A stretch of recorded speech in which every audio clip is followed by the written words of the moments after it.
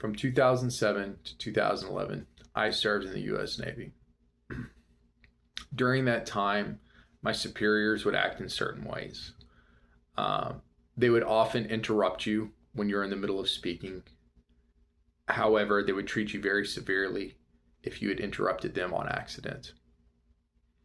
They would often ignore personal and professional boundaries. This included looking at your bank statements, all the way to coming into your room unannounced, tearing it apart, throwing your clothes all over the floor, your personal belongings.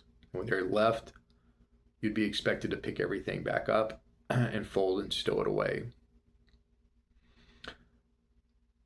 Whenever things would happen, they could come across as eerily calm, and then they could fly off into a rage for seemingly no reason. While they were flying off in a rage, they would often speak down to you and berate you. And then from my perspective, and especially to an outsider's perspective, they could come across as very self-righteous. These personality traits that I've just described to you are how to detect a dark personality in Leanne Brink's book, Poisonous People.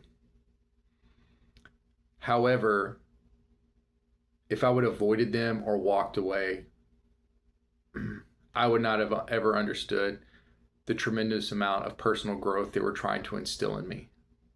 These people took an aimless young man and turned me into a professional adult.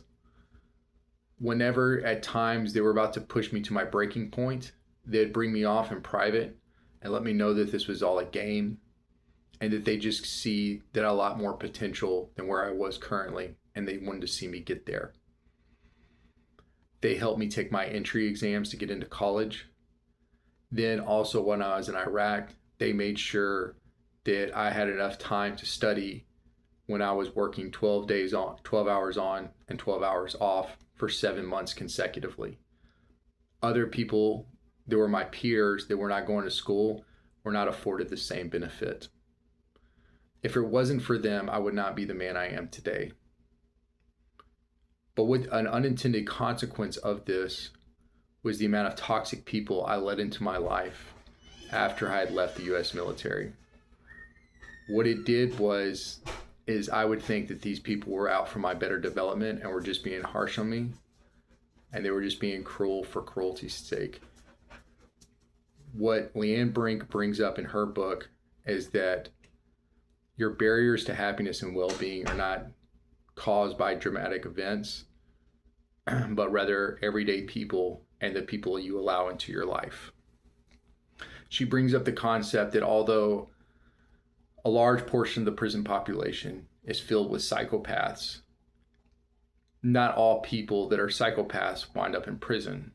And furthermore, people who just rate higher on the psychopathic level than average people can cause irreparable damage.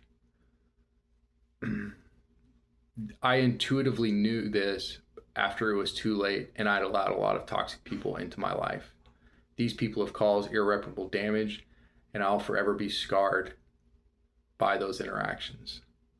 What she has given me is the tools to help me identify and either A, walk away, or B, set barriers in place so they don't negatively impact my life. However, a cautionary tale to this story is I don't think this book goes far enough into saying that just because somebody is rough around the edges does not make them a psychopath. And if you walk away from everybody that's showing you a little bit of tough love for your own good, then you'll never develop into a better, strong-willed person. Thank you.